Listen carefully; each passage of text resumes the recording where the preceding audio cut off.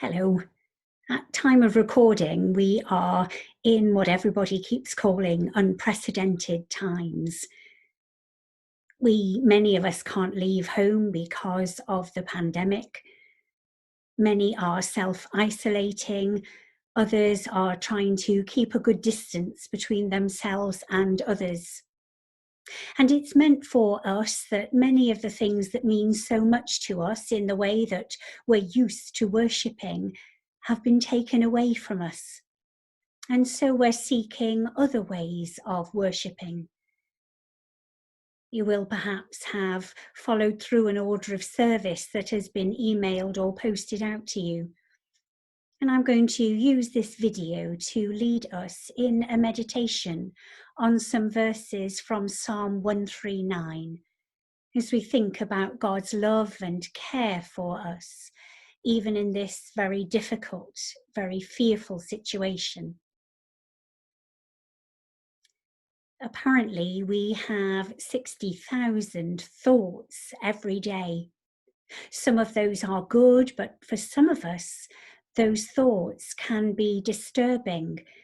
And at times like this, thoughts can bring us into times of worry as we fear about the future. What will happen to us, to those we love? What will happen to our society? What will happen to our church? When those thoughts come, we can try to push them away, but we often find that they come back harder and even stronger than before.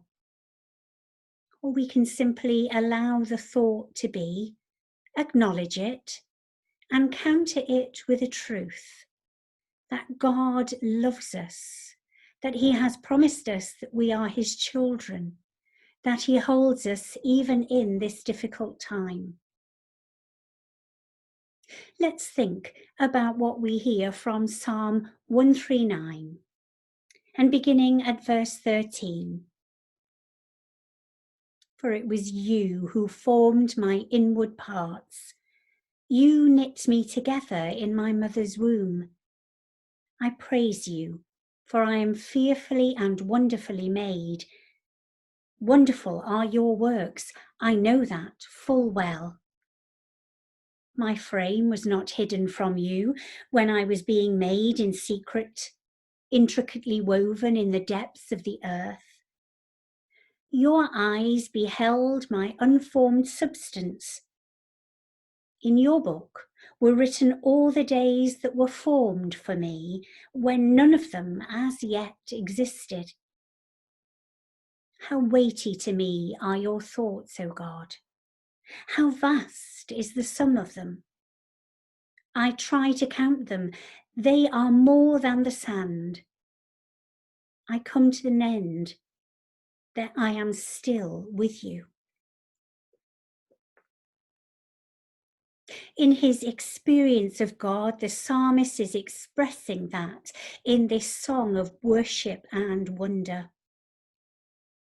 God has formed you. He has woven you together.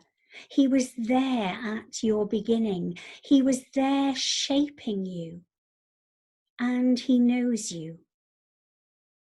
He knows your strengths, your talents and your gifts. He knows your weaknesses and your fears.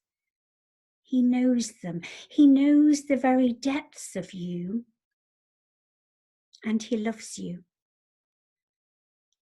Where you might think that you are weak, where you might think that you have failed, where you might think that you have let yourself down, let other people down, let God down, God knows those things.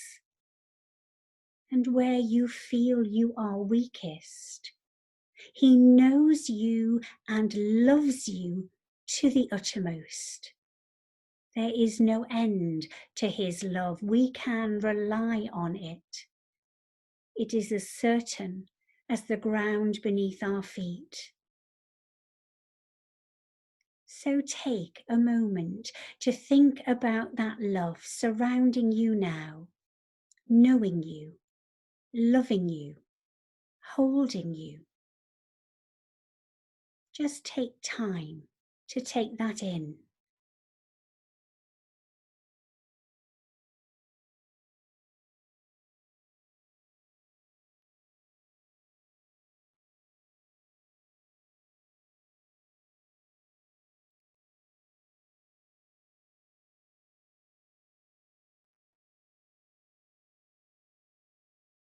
God's thoughts about you outnumber the grains of sand.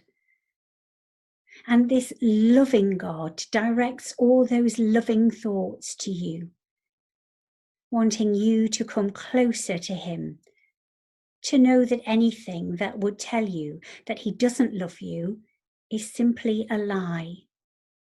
He loves you and wants you to come closer. It can be hard for us to imagine that kind of love. So often we feel that we want to try and earn that kind of love. But there is nothing we can do to make God love us more. So take another moment this time to picture yourself as a child, as a baby, held in the arms of God. As you look up at God, see your limbs moving. You are too small to do anything. All you can do is receive his love. So receive it, for it is directed at you in all its fullness. Picture this scene in quiet.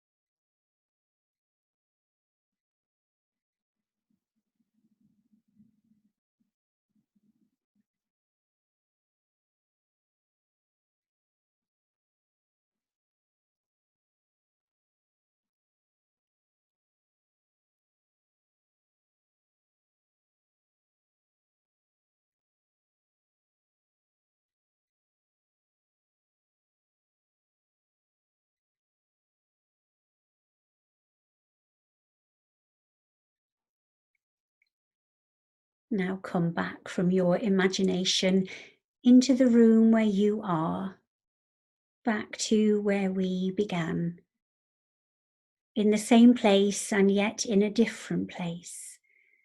For you are facing what you are facing, knowing that God is close. But as the video will come to an end and you will move on into whatever the rest of the day has planned for you, know that God goes with you.